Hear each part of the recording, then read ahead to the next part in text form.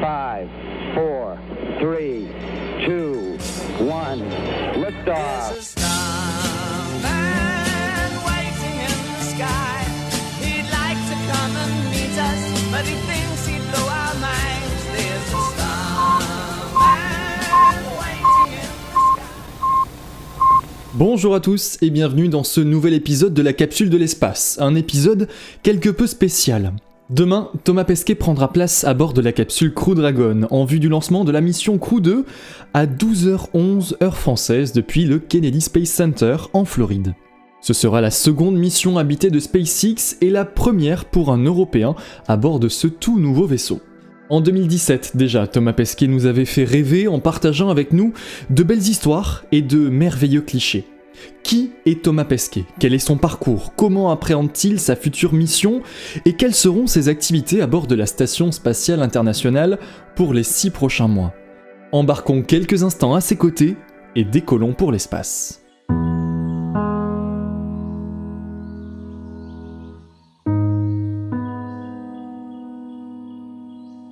Thomas Pesquet est né le 27 février 1978 à Rouen.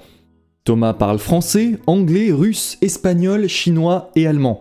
Il pratique le rugby, le parachutisme, la plongée, l'alpinisme, la voile et il est aussi ceinture noire de judo. Voilà. Il débute sa carrière dans le spatial en 2001. En tant qu'ingénieur, il développe des logiciels perfectionnés et travaille notamment sur des missions de télédétection.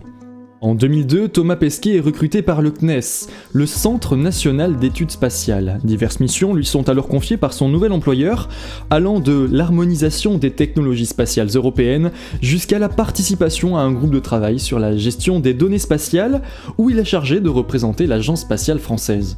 Pilote depuis plusieurs années, il est sélectionné en 2004 au concours des pilotes cadets d'Air France. Après avoir suivi plusieurs formations, il obtient sa licence et devient officiellement pilote de ligne. Il vole sur de nombreux avions et cumule plus de 2500 heures de vol.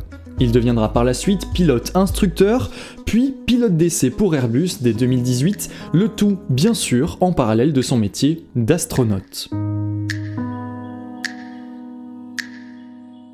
Parce que oui, Thomas Pesquet est principalement connu pour être astronaute.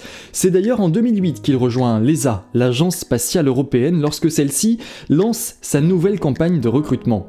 Une campagne de recrutement extrêmement sélective. Cette année-là, seuls 6 candidats seront retenus sur plus de 8400 postulants. Bien que recruté par l'ESA, Thomas devra patienter un peu avant de s'envoler pour l'espace. Il travaille d'abord comme responsable des communications avec les astronautes en vol et est chargé de la mise en place de coopérations avec de nouveaux partenaires. Dès 2010, Thomas Pesquet débute un long parcours de formation qui l'emmènera en Allemagne, aux États-Unis, en Russie, jusqu'à sa toute première mission spatiale. En 2014, il est choisi par l'ESA pour faire partie de l'équipage du vaisseau Soyouz MS-03 qui décollera à destination de l'ISS le 17 novembre 2016. Durant ces 6 mois de mission, il aura fait redécouvrir au public francophone et européen les joies et les péripéties de l'impesanteur. La mission, pour laquelle il s'élance alors, prénommée Proxima, a pour but de lui faire réaliser plus d'une centaine d'expériences scientifiques conçues pour moitié par l'ESA et la NASA. Il nous surprendra avec les plus de 85 000 photos prises durant son séjour autour de la Terre. Le 13 janvier 2017, il effectuera avec l'astronaute Robert Shane Kimbrough une sortie extravéhiculaire durant laquelle il aura pour mission d'effectuer des travaux de maintenance sur le système électrique de la station. Une EVA, comme on les appelle, qui lui aura notamment permis de prendre son fameux selfie de l'espace.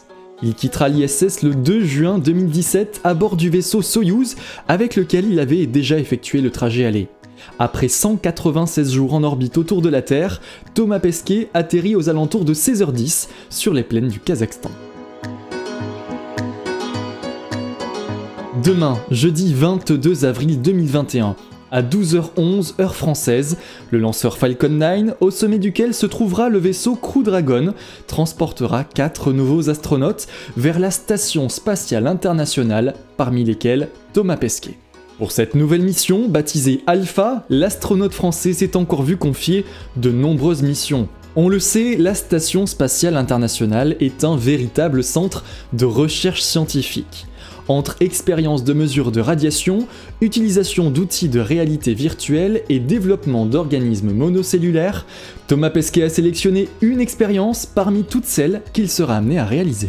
Il y en a une qui me plaît beaucoup, qui est préparée par le CADMOS, donc par le CNES, et montée à bord par l'ESA, et on va réaliser ça ensemble. C'est une expérience sur des mini-cerveaux, en fait. Tu sais, on se rend compte que l'environnement spatial, c'est comme un modèle accéléré du vieillissement. Et donc, on va essayer de regarder les effets sur le cerveau. On va monter des espèces de petits mini-cerveaux, en fait, on appelle ça dans des boîtes de pétri, tu sais, un assemblage de cellules, de cerveaux, et on va observer le vieillissement sur eux, ce qui se passe, et puis on va les renvoyer au sol, et les scientifiques vont essayer d'apprendre beaucoup de choses là-dessus. Donc c'est quand même assez dingue de se dire qu'on va avoir 8 ou 9 mini-cerveaux, ça fait un peu science-fiction, mais on va faire ça à bord de la station spatiale. Ouais. On l'a dit, les 4 astronautes décolleront au sommet du lanceur de SpaceX, Falcon 9. Le premier étage de cette fusée est réutilisable. Si sa fiabilité n'est aujourd'hui plus à prouver, il est intéressant de souligner que ce sera la première fois qu'un lanceur récupéré d'une précédente mission sera utilisé pour envoyer des hommes et des femmes dans l'espace. Concrètement, l'étage principal a déjà servi à envoyer l'équipage Crew 1 vers l'ISS, c'était en novembre 2020. Pour aller d'ailleurs encore plus loin, sachez que ce même lanceur devrait être réutilisé pour l'envoi de la toute première mission de vol spatial civil Inspiration 4. En attendant, les 4 astronautes ont pu profiter de la suie présente sur le lanceur depuis son retour sur Terre pour signer du doigt l'étage qui les propulsera dans l'espace.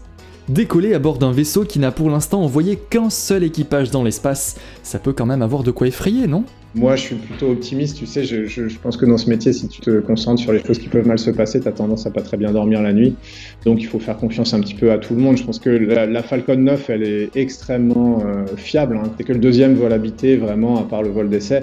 Mais le lanceur, lui, il a un héritage quand même impressionnant. Hein. Moi, ça a tendance à pas trop m'empêcher de dormir. Je me dis, ça a marché la première fois, il n'y a aucune raison que ça marche pas la deuxième. Mais je te cache pas quand même que c'est comme un saut en parachute. Tu sais, la première fois, quand tu sais pas à quoi t'attendre, tu y vas la fleur au fusil. Bon, tu sais que ça fait peur, mais tu sais pas très bien pourquoi ni comment. Et puis quand il faut sauter de l'avion, tu sautes de l'avion. Et puis ensuite, une fois que tu as peur, c'est trop tard vu que tu as sauté de l'avion. Et le deuxième saut en parachute, cette fois, tu sais un peu plus à quoi t'attendre. Donc tu l'intellectualises un peu plus. Tu sais à quel moment ça va faire peur. Tu sais à quel moment ça va faire mal aussi. Une mission de 6 mois, parfois ça fait mal. Donc, écoute, tu vas un peu moins la fleur au fusil. C'est pas qu'il n'y a pas de motivation, mais tu sais un peu à quoi t'attendre. Voilà, un peu plus circonspect. Mais quand même avec beaucoup de motivation. De la motivation, il en faut, et de la rigueur aussi. Thomas Pesquet est le 10e Français à être allé dans l'espace. 10 Français, d'ailleurs représentés par les 10 étoiles présentes sur le patch de cette mission, Alpha. Mais il s'est aussi vu confier une mission inédite pour un Français. Durant ces derniers mois dans l'espace, les clés de l'ISS lui seront remises et il deviendra alors le commandant de la Station Spatiale Internationale. Moi, j'ai la chance d'être le premier Français qui soit aux commandes, enfin en charge d'un véhicule spatial. C'est pas arrivé avant, donc ça c'est grâce à l'histoire, à la place de la France et de l'Europe dans les vols habités. C'est comme un bateau en fait, il y a un seul maître à bord après Dieu. Évidemment, il y a beaucoup de choses qui se décident au centre de contrôle, hein. Tout ça c'est coordonné, les gens qui travaillent au sol prennent évidemment beaucoup de décisions à l'avance. Mais il y a quand même, s'il y a une voix dans l'équipage qui compte, c'est celle du commandant, c'est-à-dire on va dans une situation nominale essayer d'arranger le travail de tous les jours. On parle beaucoup en fait avec le centre de contrôle, avec le mission director ou le flight director. Et puis on essaye de faire passer les priorités de l'équipage aussi auprès du centre de contrôle. Et puis quand ça va mal, quand il faut réagir vite, c'est le commandant qui décide, en fait, qui assigne un petit peu les tâches. Par exemple, si on veut faire face à un départ de feu, un incendie, une dépressurisation, toutes les procédures d'urgence, elles sont menées un peu à la main ou au rythme du commandant de la station. C'est ça le rôle qu'on attend du commandant et qu'on attendra de moi à la fin de la mission. Un rôle pris très au sérieux par Thomas Pesquet qui, en décollant, ce 22 avril, effectuera son 2e vol dans l'espace. Une seconde mission à bord de l'ISS durant laquelle il compte aussi prendre du temps pour lui. Il nous a promis de belles photos, mais retient aussi de sa précédente mission que l'expérience spatiale ne se vit pas qu'à travers un objectif.